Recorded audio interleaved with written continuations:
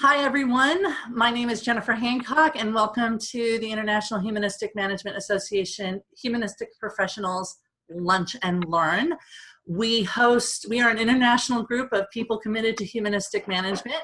We host a variety of online programs every month. We also have conferences, pre-conferences at the AOM and things like that. I would like to introduce my co-host, Elizabeth Castillo, and she can tell you a little bit about herself.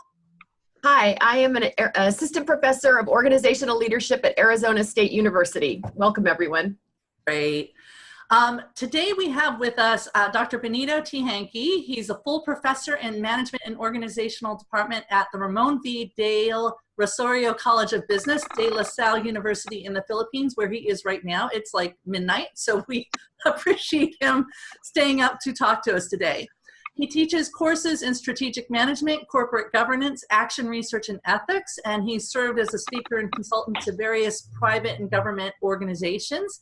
And he's a governing member of the International Humanistic Management Association. So welcome, Ben. Thank you for joining us. Thanks, Jennifer, and thanks for that very generous introduction. Good morning and, well, good afternoon to everyone. So if I sound slower than what you'd expect, it's because it's midnight over here, but it's my pleasure to have all of you in our conversation this afternoon with the International Humanistic Management Association. So within the hour, what we'd like to talk to you about is essentially the idea of good jobs and decent pay. So if you'll give me a second, I'll just flash my slides. Okay, I'm always praying that technology works. Okay, can you see that okay? Whoa.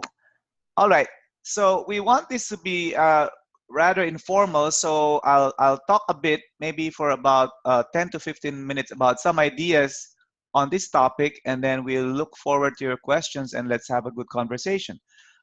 Okay, I'd like to start by showing my outline. First of all, I'd like to give some basic ideas of what my thinking is on what good jobs are. And here I use a phrase that Gary Hamel loves to use. What is work that is fit for human beings? So I like his play of words on this. He said this in his book, The Future of Management. And then a core element of good jobs, of course, is decent pay.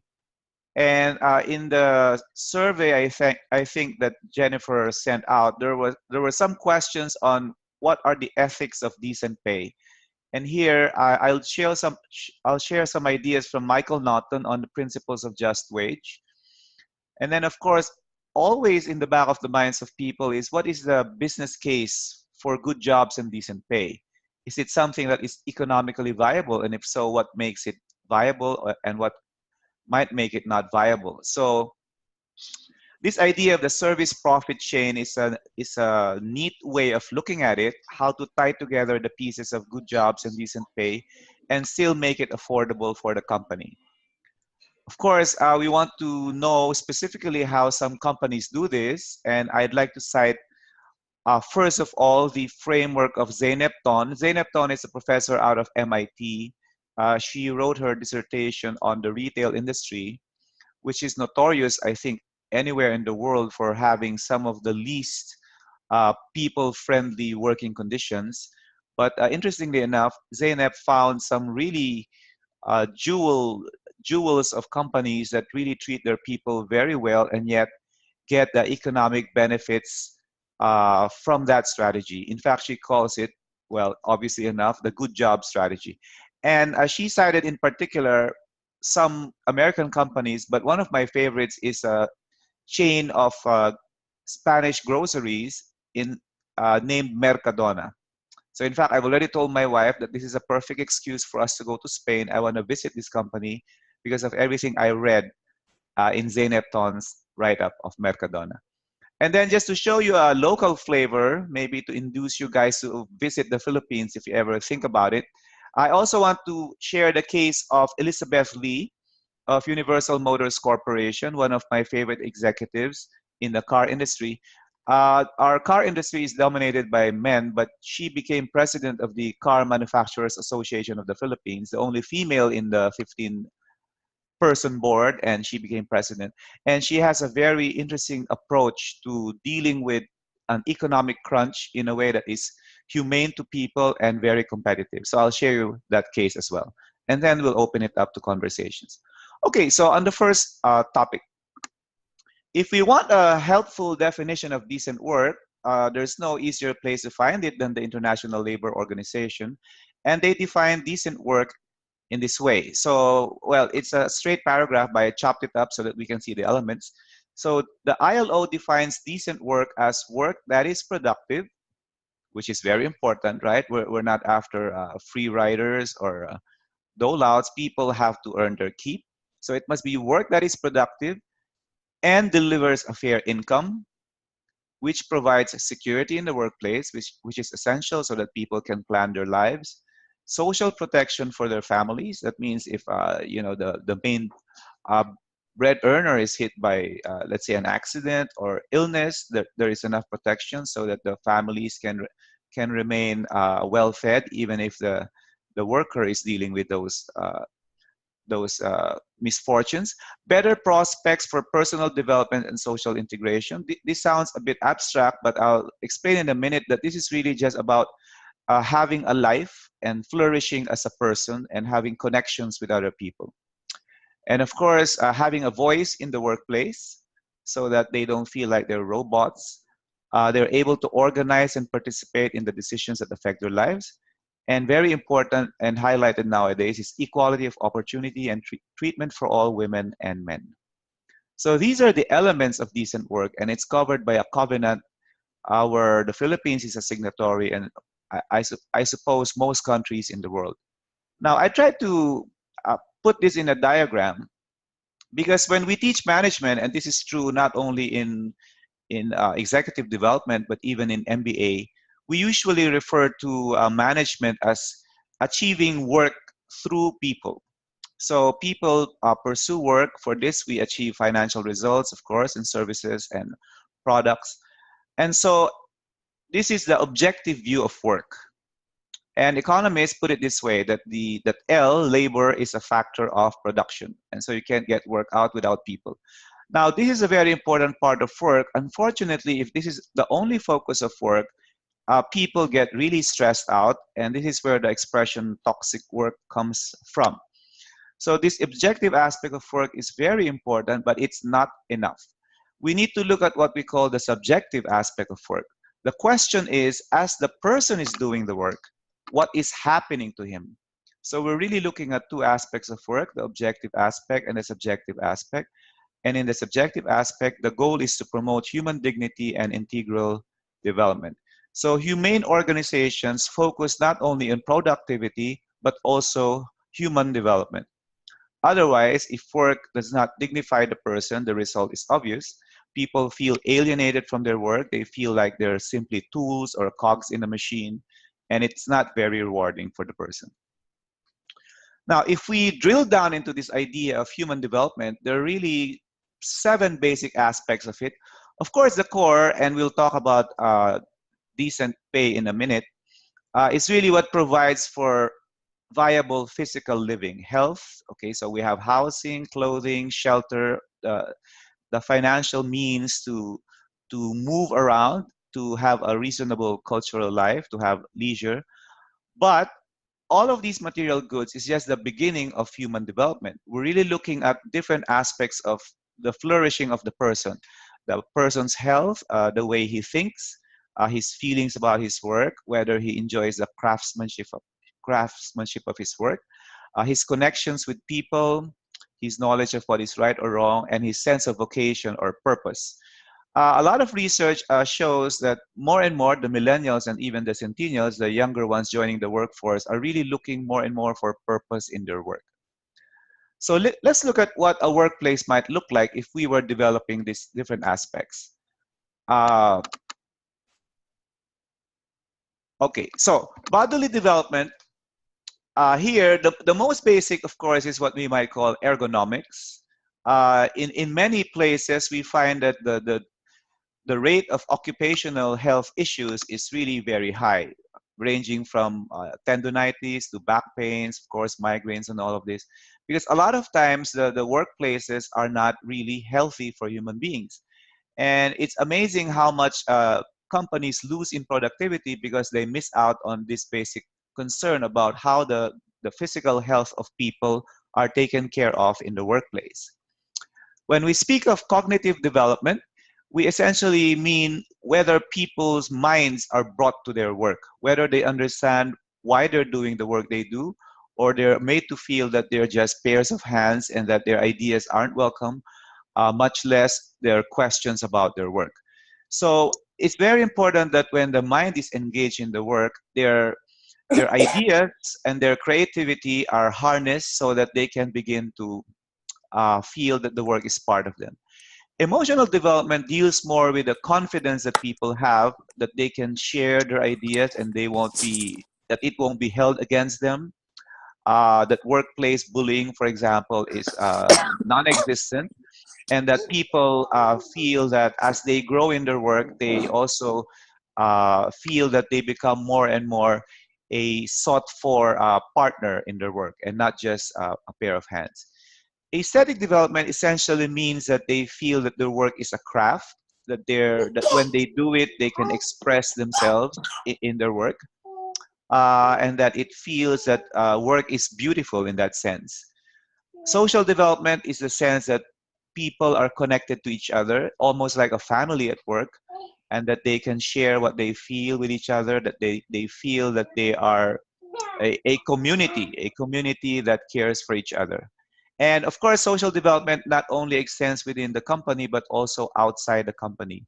As when companies, for example, allow their employees to volunteer and to do outreach work rather, so that they feel that they're connected to what's happening in the community and outside.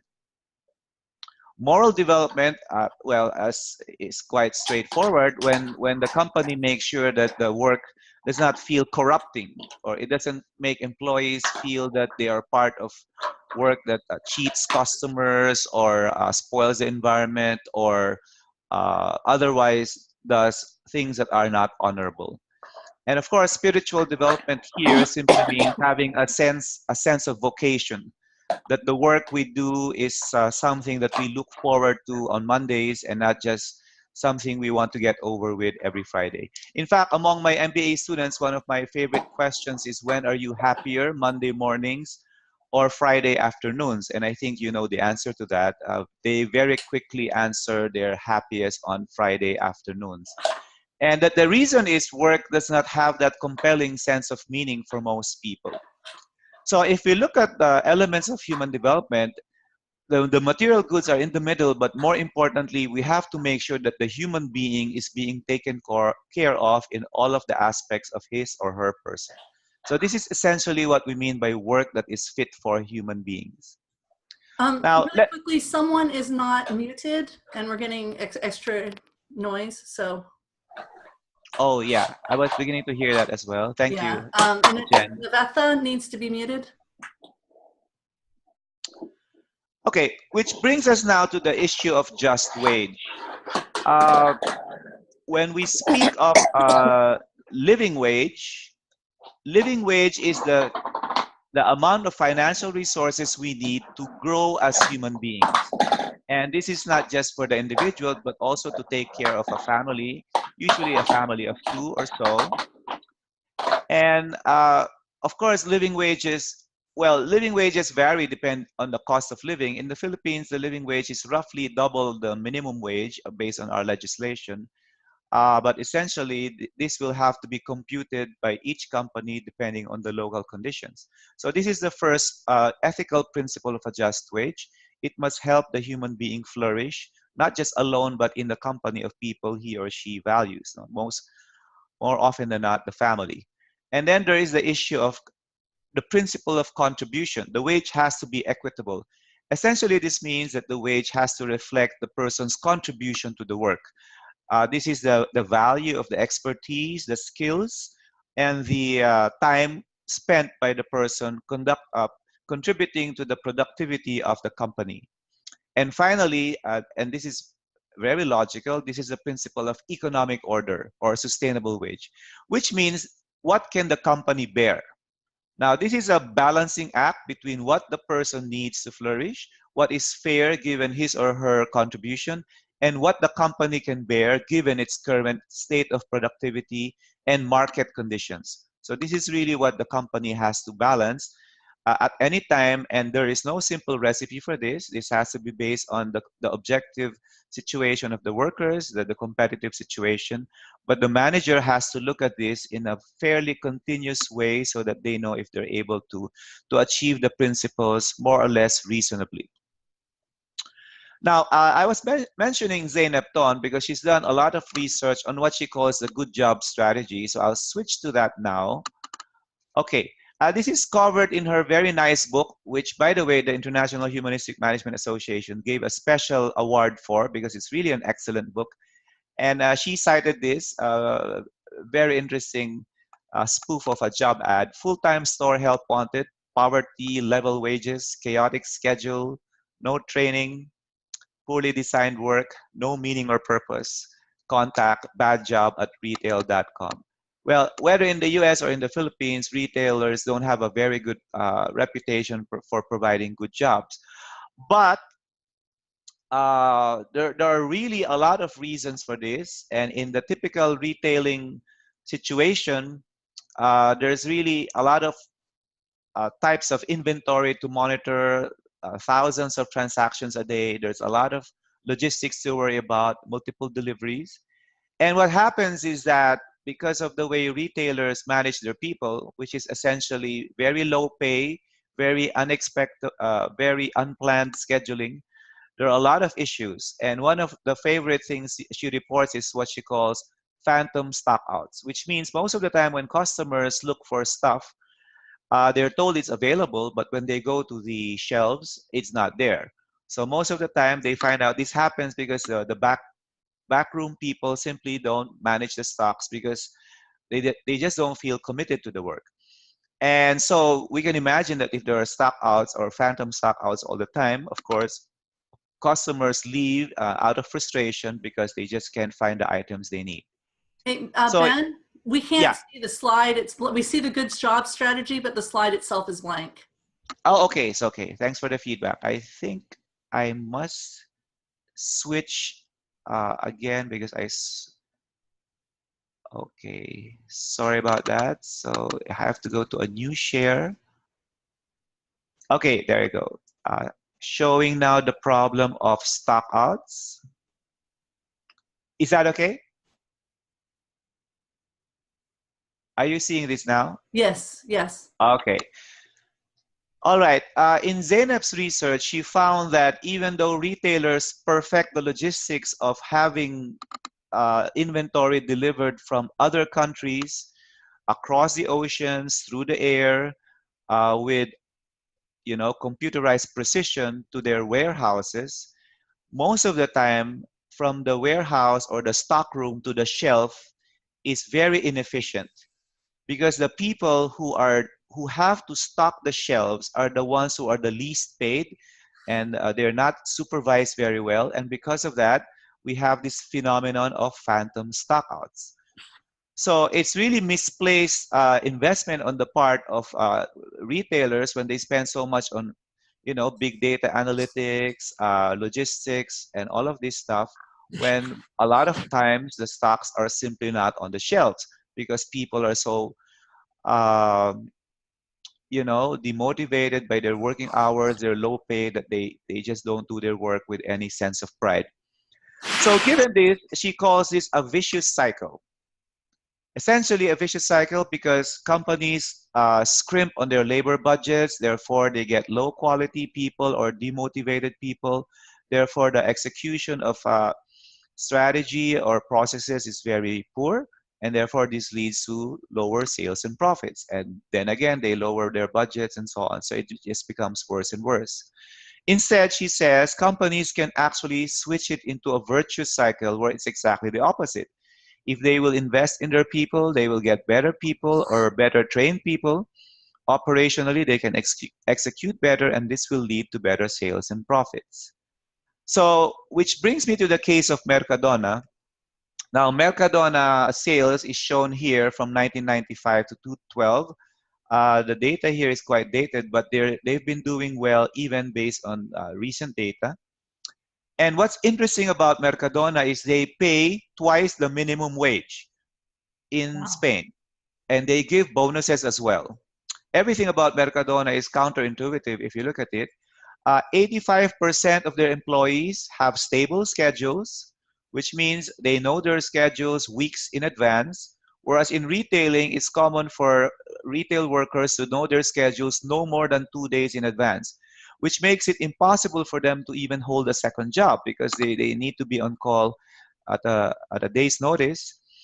And they spend a lot on the training of people, and they promote internally, and they have some of the lowest turnover in any industry that we know. Certainly, this is a phenomenally low turnover, which makes sense because of all of these perks that they give employees, right? So what's going on? Well, these are the companies in the US, actually.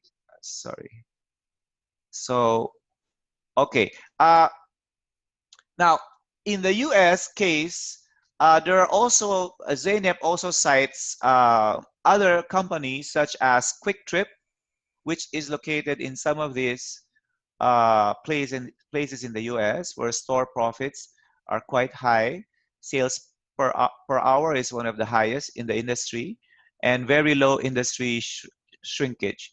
So she found out, and I'm a bit cutting some slides here because of the time, that most of the time, the good jobs have the following features. They give decent pay, so usually higher than market rates, stable schedules, plenty of training, and this is the key because this is what Zeynep says is the key to the summary of the good job strategies. And she found this for all of these companies, Trader Joe's, Quick Trip, Costco, and Mercadona. And this is essentially what she found. And again, this is counterintuitive, so it took me a while to wrap my mind around this. But essentially, what she's saying is that for the retailers who are able to implement this in a profitable way, they operate with slack. This means that they actually hire more people than they need. So essentially, because they have more people than they need in the floor, there's always somebody who is undergoing training, and this training is used for cross-training, so that people can be shifted from different types of work depending on the level of sales that's going on. So again, this is counterintuitive because we would think that if we hire too much people, that would be expensive, right?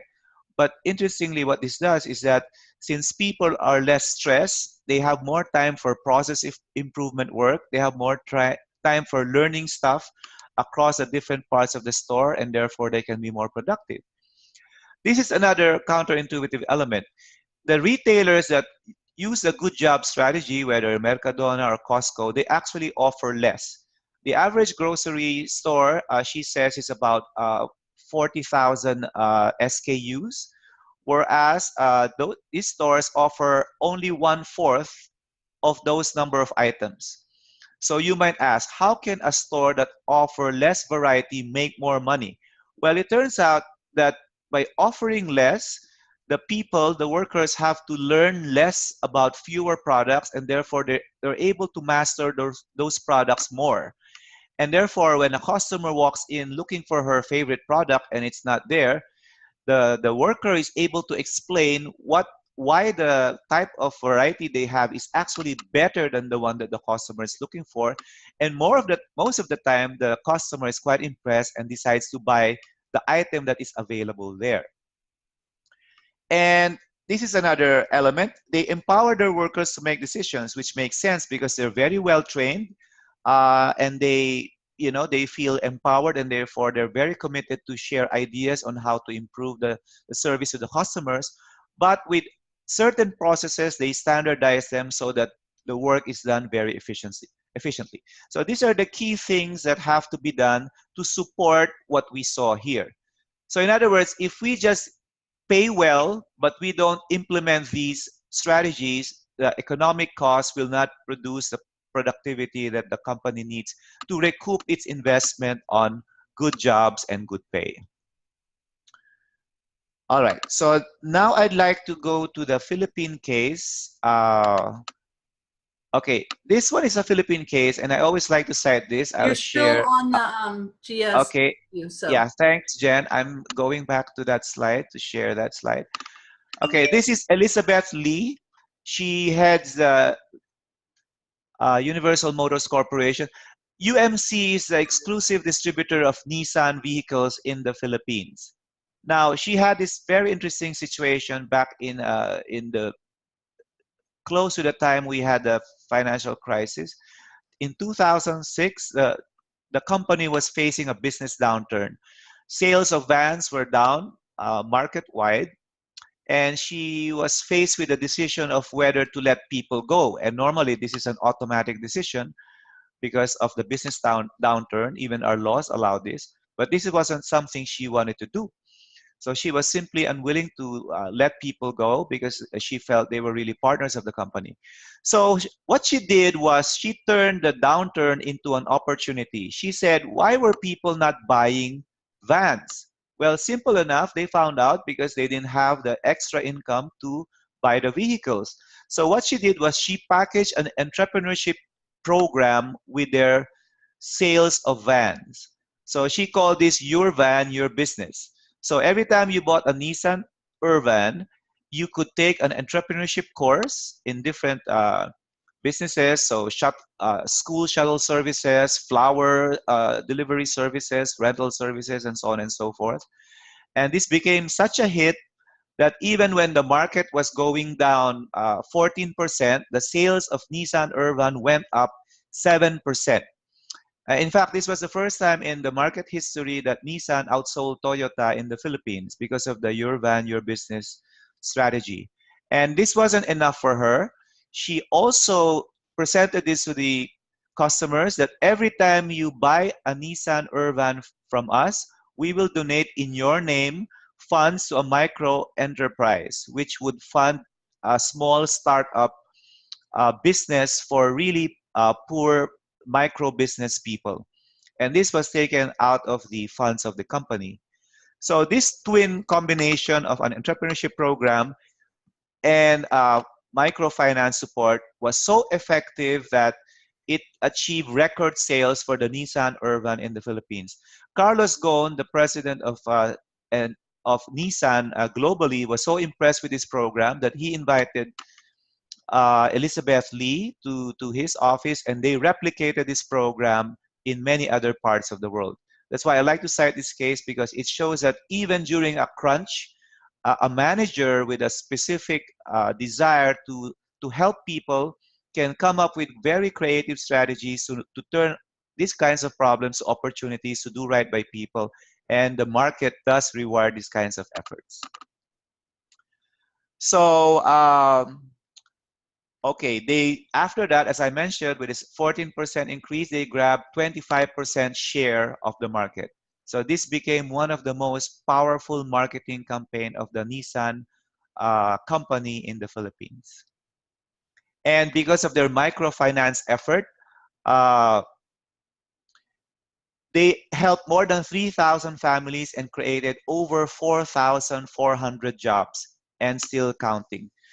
By the way, they capped this whole thing by having a summit where they invited the dealers who sold the vans, the customers who bought the vans, and the poor business people who started their micro enterprises, and they had them meet each other face to face. And this created an ecosystem where they felt that because of the Your Van, Your Business program, they were all sharing in the benefits of the sales of Urbans. And so the Nissan Urban is now one of the most popular van in the Philippines, and you can see them everywhere in every type of business. Of course, they've caused a lot of traffic too, but that's another problem, and we're dealing with that. So I just wanted to cite this as one very specific example of a human development strategy that supported marketing as well as decent pay. So I'd like to stop here and open us now to conversations and your questions. So I give the floor back to, will it be Elizabeth? Actually, I do have a couple of questions, and then we'll open them up.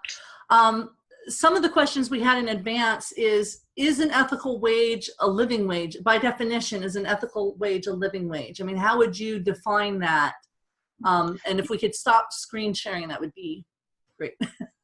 Okay, well, actually, just before I stop screen sharing, an ethical wage, okay, the way the question is phrased, is an ethical wage A living wage. a living wage? Yes, definitely. A living wage is a component of an ethical wage. But because of the complexities of business, it is not enough to give a living wage because there are other considerations of ethics. For example, if the person is not contributing work that is proportionate to his living wage, then it is not an ethical wage. So the job itself must be designed so that the living wage is deserved by the job or by the contribution of the work, which means that a person might be hired below a living wage, but in some companies, what they do is they commit giving a living wage to the worker, but they have to train him first so that they can upskill him so that his productivity and contribution matches what is needed for a living wage. And of course, also important is the economic sustainability of the wage. Clearly, if the company is facing some difficult times and providing the living wage will cause bankruptcy or loss, then that is also an ethical issue.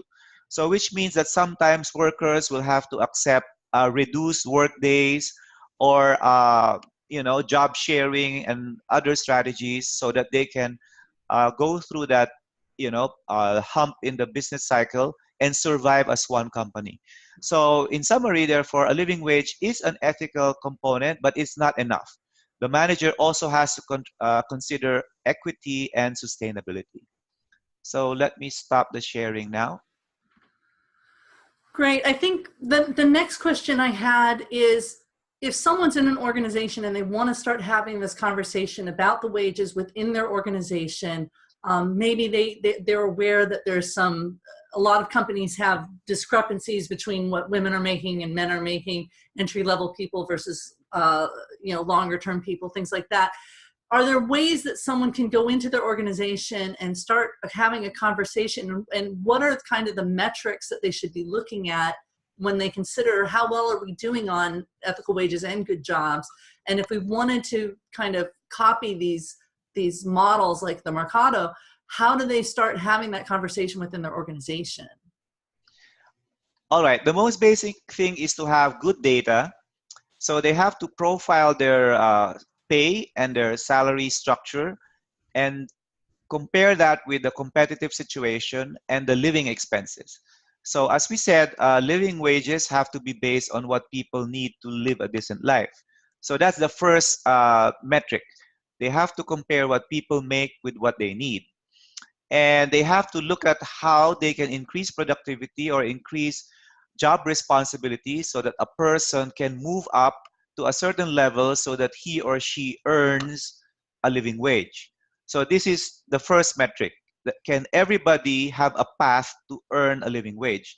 And then internal to that, they have to look at the equity within the organization, which means they have to compare apples with apples and oranges with oranges. So obviously, if a male is earning this much for this kind of job, they have to look at whether females are earning a comparable pay, because there is no defensible reason why a female doing exactly the same kind of work would be earning less. So then they have to have that conversation about what is it that we need to do to get people to move up to the same equality. One famous case that I remember was the case of Cadbury, where in the factories, the women were being paid less because their physical strength did not allow them to carry as heavy a weight of the raw materials as they moved them from one part of the factory to another. And then they did a job analysis and they found out the reason this was a problem for women was that the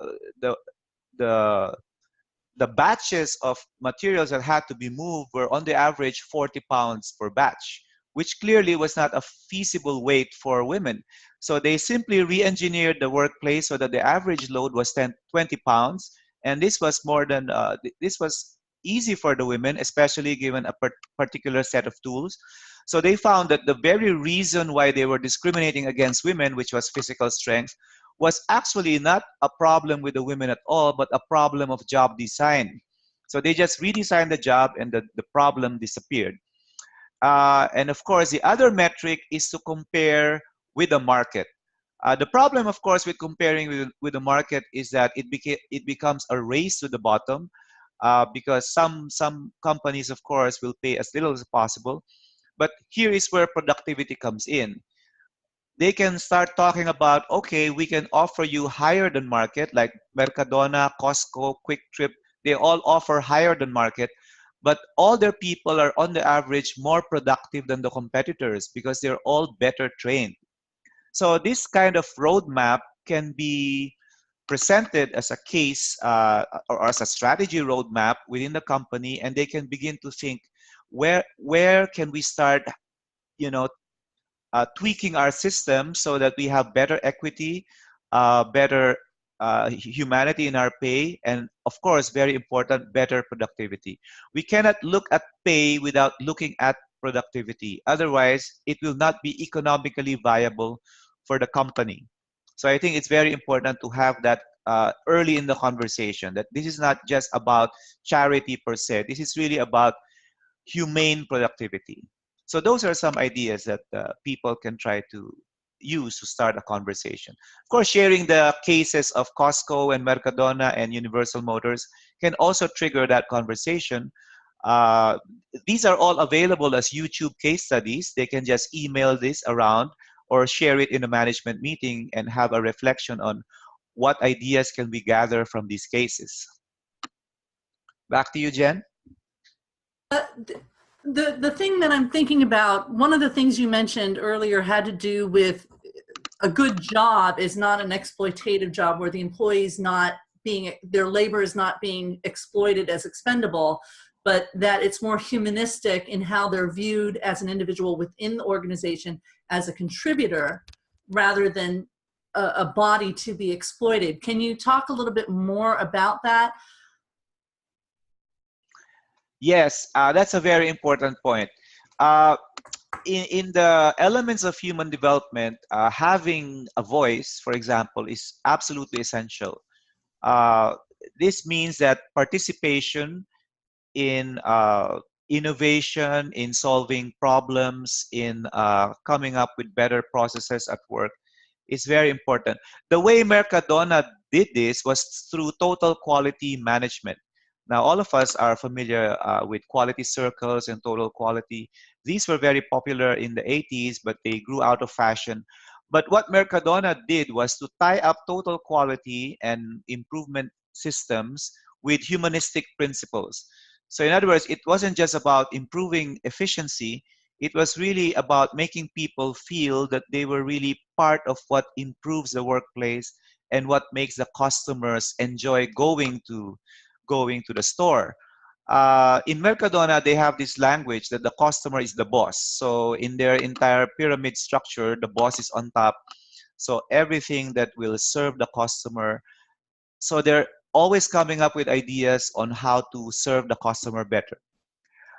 For example, during the global financial crisis in 2008, you would probably know that Spain hit one of the highest unemployment rates for their workers 25 years old, around that age. Unemployment was as high as 50%.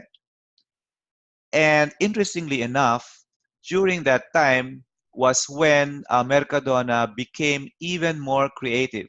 What they did was, because customers started dropping during the financial crisis, and of course this was because incomes dropped, right?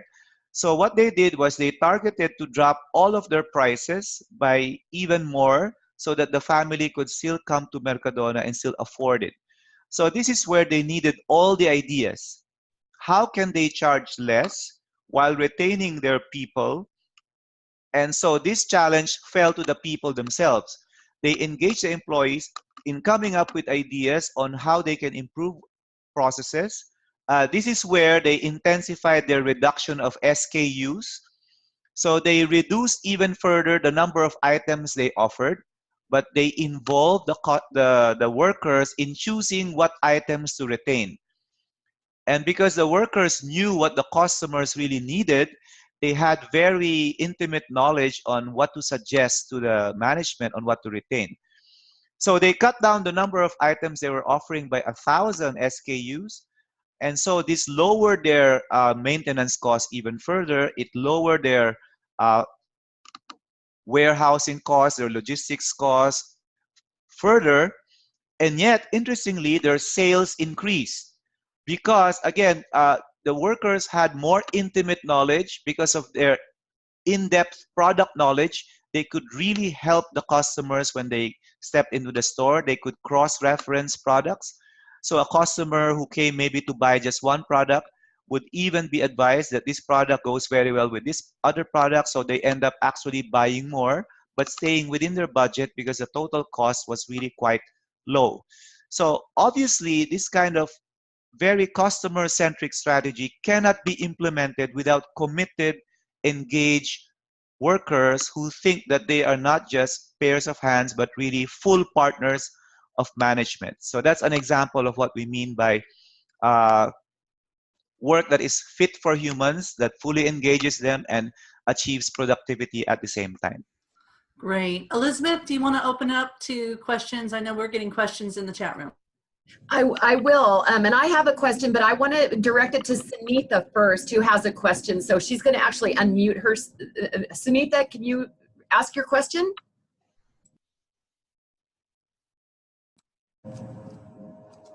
I will go ahead and start reading it until they get unmuted. The question is how to convert the top management to this kind of thinking. All the initiatives taken were at the initiative of the top. What if the top management does not want to pay attention to these issues? Yes, this is a real challenge. None of these strategies can be implemented without top management buy-in. And as I mentioned earlier, one way is to start with short pilots that can be proposed to management, which will be supported by case studies. Case studies can convince management that these things have the possibility to work. So short video presentations or even short trips to talks can start the conversation going. Or you could sneak an email with a case link and then just have informal conversations around it. Another opportunity is even among top management, if you have 10 of them, 1 or 2 of them would be open to having discussions about this. And normally in managing change, we don't focus on those who are the most resistant. We work with those who are the most open. Have that conversation going and then just look for small pilots and then get them to work, have low-hanging fruits. And before you know it, these things can really gather some steam. But this is really a long-term strategy. Even in the case of Mercadona, the case study of Mercadona, we just showed you the happy side of it. Prior to the president who initiated that joining Mercadona, their strategy was exactly like everybody else's. So it was really a transformation that happened. That wasn't something that Mercadona did from the very start. They really had a transformative experience that convinced them that this was something they wanted to do. And so I think a lot of courage needs to be exercised in just opening the possibility by sharing some information. Of course, you could invite your managers to become members of the International Humanistic Management Association. That's one way. The idea is to get that seed planted and see how far it goes. But it really is difficult to implement without top management buy-in. I hope that gives you some ideas, Sunita. Yes, thank you, Ben. Now, Georgia has a question. Georgia, are you able to unmute yourself to ask directly? Sure, I'm here. Yeah, Ben, I was just wondering what your thoughts were about overtime, actually, because in Italy, at least, we have this problem that all the entry levels, since they're the ones making less money, they balance it out with overtime. But then that makes like worse outputs because, again, as you were saying, like people are burned out and they're really tired and everything, but they solve their wage problem. But at the same time, then we're not hiring new people. So I don't know if you had considered it, but I was curious about your thoughts on it. Yes. Well, I think the overtime malpractice is common even in the retailing industry that Zeynepton studied. And precisely, it's a no-win situation because management thinks it saves them money because they're able to pay. Well, I think what we need to remember is that labor rate, which is what we pay a person per unit of time, is not the same as labor cost, which is what we pay a person as a proportion of sales, right? So what businesses usually do is they lower labor rate thinking that they're saving money, but because people are overworked and they become very irate at customers, the business actually loses more sales this way. Of course, lost sales is not reflected in income statements. This is why businesses develop a blind spot for lost sales. But anyone who has gone to a store and got irritated with bad service knows that you just walk away from bad service. And this is the problem. If people are burning out and they are looking for another job to jump to, and sometimes they will simply not report because of all the extra work they need to do, it's really not sustainable. So, but if you're right, if management is locked into this thinking that this is a good strategy because they seem to be making some money on paper, this is difficult to break out of because they're locked into thinking that by saving on labor rate, they're actually saving on labor cost. But actually, labor costs should be considered with respect to productivity. In other words, if I'm paying $7 per hour to a person who produces 5 units per hour, so why don't I pay the person $15 per hour if the person can produce triple the output, right? Which means that although my labor rate is double, actually my labor cost is lower because the person is 3 times as productive because he is rested and he is better trained. By the way, Mercadona, I failed to mention, is one of the few stores anywhere in the world who is not open on Sundays. They don't open on Sundays. So again, this is sacrilegious for a lot of finance people because the highest sales in many retailers is on Sundays. But they never open on Sundays. They stick to the principle that our people need to rest. And the additional sales that people who are well rested generate for the company more than makes up for the total of Sunday sales. Again, showing that management has to get out of the thinking that by scrimping on labor rates or even the rest of people, they're actually being more productive. So that's a rather long answer, Georgia, but I hope it gives you some ideas on how to approach that issue. Certainly, excess overtime is not a good thing. It's not sustainable. It creates so many problems down the road, and it's causing a lot of lost sales for businesses. We've got about 10 minutes left. For the people who want to get a certificate of completion for this, now is the time to put your name, your email, and what certificate you want in the chat room. My company, Humanist Learning Systems, is the education partner for this, and I will be issuing HRCI, SHRM, or general certificates of completion for your participation in this, but you have to put your name and email and which certificates. You can ask for more than one in the chat room. Elizabeth, next questions. Question from Sanam. Sanam, do you want to take it? It has to do with government policies and how they might support. I'll go ahead and ask. In what way can the government policies help in developing a conducive culture to this type of program? Yes. Well, the government controls both the carrots and the sticks. Normally, we think of the six. Obviously, they need to monitor certain practices. In the Philippines, for example, I don't know if you're going to believe this, many retailers don't even allow their sales ladies to sit down, thinking that sales ladies sitting down somehow causes loss of productivity and so on. So our Department of Labor issued a directive. Oh, by the way, conversely, a lot of BPOs and call centers don't allow their employees to stand up unless it's the official break. So you can see, right, that if humans cannot move their bodies, that's not good for them. So it took a Department of Labor order to tell the managers of BPOs and retailers that you have to let your people sit down or move around. It's simply not right that they are locked into that position. So that's an example of a stick approach, because the labor inspectors check if this is being followed, and then they fine the companies. Of course, these are administrative fines, so sometimes companies just factor it into their budget that they pay the fines. But still, since the fine is there, it becomes a disincentive for them to do these kinds of practices. On the carrot side, certainly government can recognize good employers. And we've had government initiatives in the Philippines where excellent employers are recognized and they're given recognition.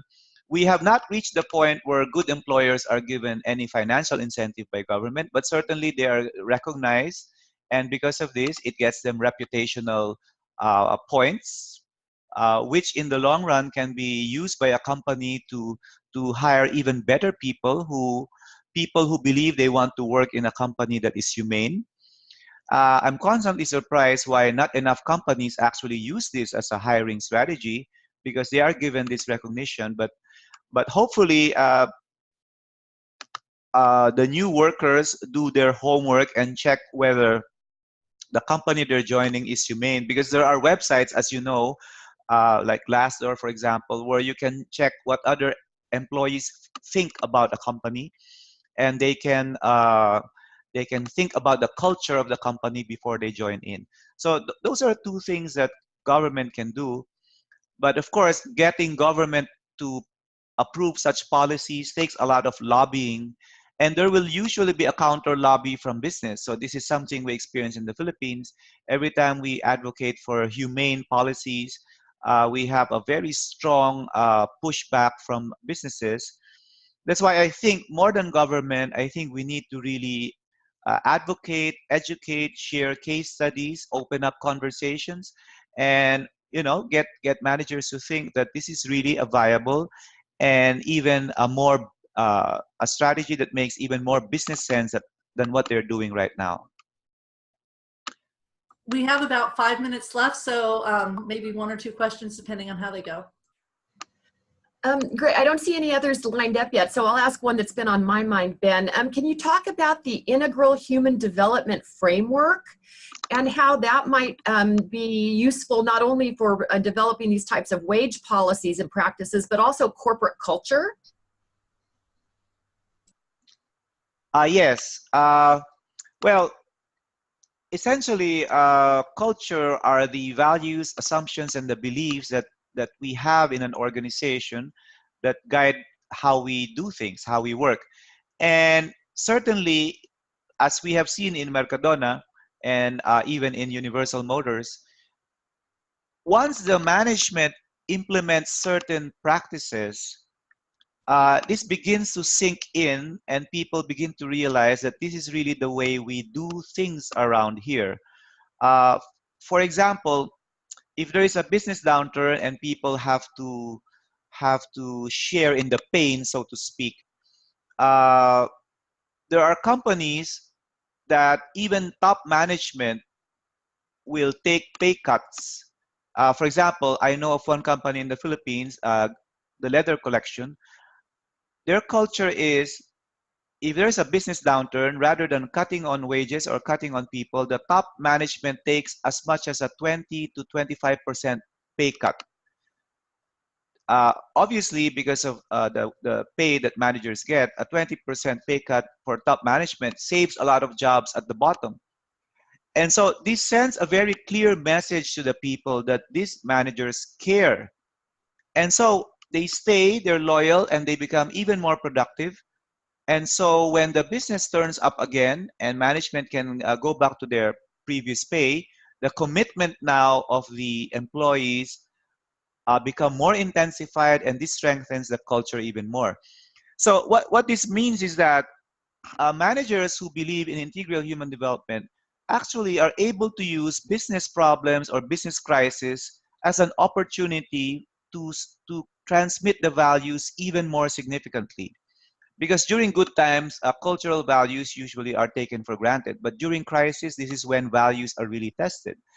And so they use these crisis opportunities as a window to showcase their values, what they care about.